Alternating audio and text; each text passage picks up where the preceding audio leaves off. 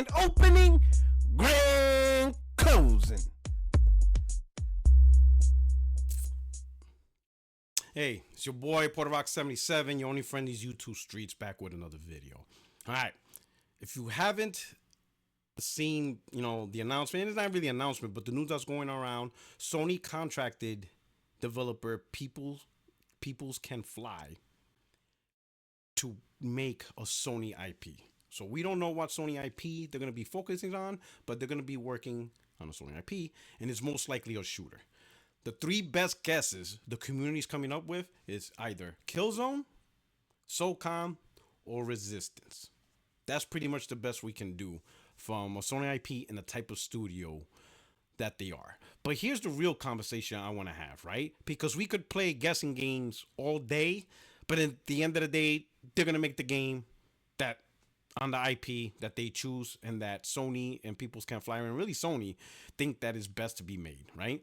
I don't think People Can Fly has much of a say what to bring back. I think they'll go with whatever Sony wants. If Sony says, hey, we need you to make a Resistance, make a Resistance. Hey, we want to bring back Killzone. So now this is something we contract you and we see how well you can do it. Or they could do the same thing for SOCOM. But whatever game they do, People Can Fly be like, hey, as long as you're paying, we'll do the best we can, right? And this might start a good relationship between People Can Fly and Sony. Let's say it's Killzone, right? They reimagine it. They have all the creative freedom what to do, and they're successful at it. Sony could be like, you know what? Yeah, you're going to stay with Killzone. Or you probably could stay with all the shooters. Who knows, right? But the real conversation I want to have is, did Sony finally, after 5 years, recognize what they were supposed to do from the start? And that's focus on their own IPs, right? And focus on their single player strategy. Now, I would imagine since this is a shooter, it's going to have single player and multiplayer, and that's perfectly fine. Releasing a single player campaign companioned with a multiplayer like the days of the PS3 and 360, that's perfectly fine because that's a win-win for everybody. Me personally, I get the single player experience that the game provides, and some of you get the multiplayer experience you get to provide. In fact, some of you get the best of both worlds. You get the single player, and then you jump into the multiplayer. You get it all, and that's perfectly fine, right? Those of us who will only dive into the single player and probably won't touch the multiplayer, that's perfectly fine. Everyone wins, right? I think Sony may have finally realized that all-out live service strategy is just not their forte, and it really wasn't necessary. Now, understand this. I could understand if the conversation was Sony should push for a live service strategy versus Sony has to push for a live service strategy. Those are two different statements, okay? Sony should push to try to get, the success. Maybe they get lucky. Who knows? I get that.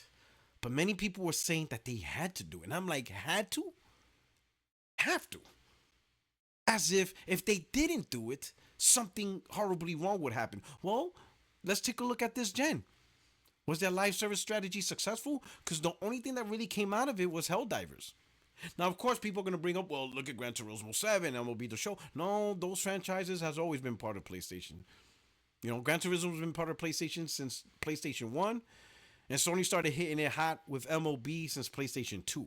The only thing those two games did was just evolve with the technology. As multiplayer evolved and online evolved, they just evolved with it. But as producing new IPs, new content, for the live service strategy, Helldivers is it. Concord abysmally flopped, and they canceled the rest of the projects. I think the only remaining is Marathon from Bungie, which they have to do. Because if they don't release Marathon, then there's really no point in Bungie. So they got to go with it. And then we have Fair Games, which rumor has it might get delayed to 2026. And that's pretty much it. And then there's also Horizon, MMO or something like that. But the big, huge push of live service crashed. But you know what? Despite the fact that all those live service games crashed and they've been canceled, it didn't hurt PlayStation. Sure, you could argue it hurt their image.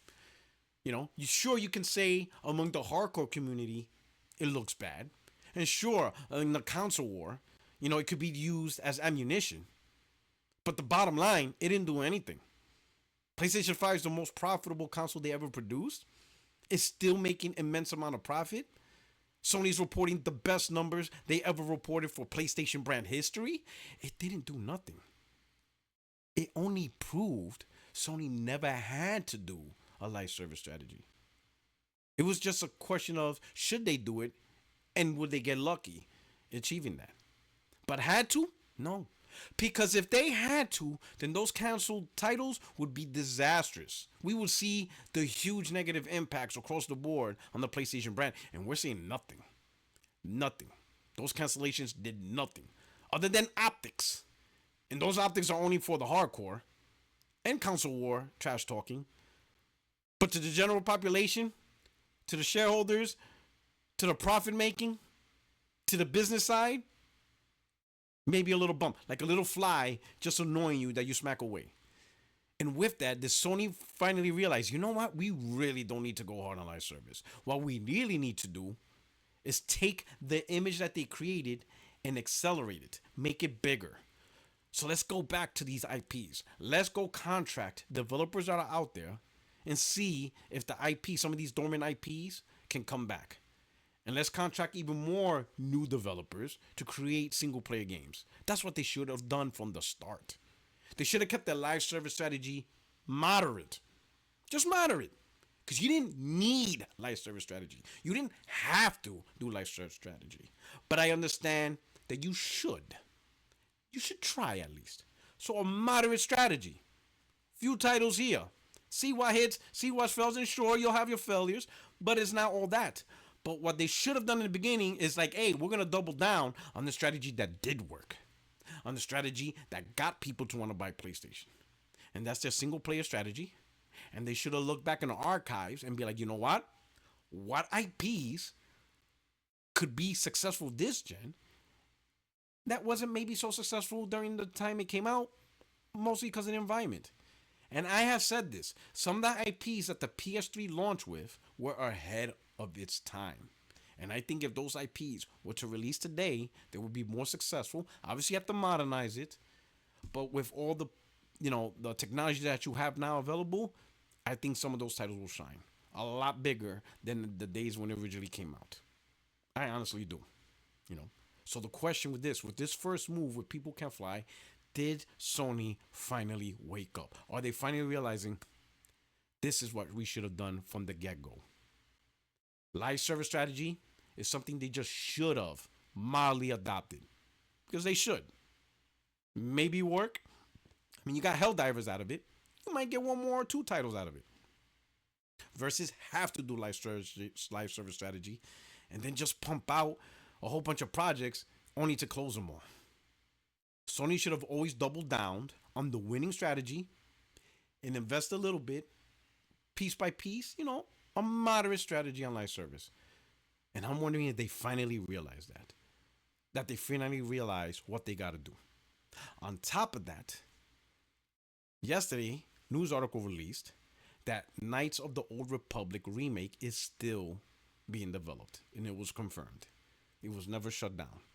So that is good news. And if you remember, that's a partnership with PlayStation for timed exclusive, of course. It'll eventually go on a PC and X and whatever platform. So, but what we should be cheering is the game did not get canceled. It is still there. They're still working on it. And they're still planning to release. And that's a good thing. So again, the real conversation is, did Sony finally wake up? Did they finally realize, you know what? This is what we should have been doing. And this is what we're going to. And if that is the case, oh man, it's going to be a great remaining next gen. And when the new gen starts in 3-4 years, PlayStation 6, whenever it does, it's going to kick off with a banger. That is what Sony should have always done. But guess what? Better late than never. This is your only friend, is YouTube Streets, Porter Rock 77, and I appreciate you taking the time. If you get the chance, check out my last live right now. Don't leave the channel. Go check out my last Friday Night Live. Special guest, Doc Dark 1985. There is levels to this. You are going to enjoy it. It was crazy. Absolutely bananas. The chat went wild. They were going after Doc Dark. We were having fun, though. All in good fun. You're gonna enjoy that. It's a very great show, right? And I thank Doc Dark for having it. So don't leave this channel. Go check it out. Okay? You guys take care. Enjoy the rest of your day. Peace.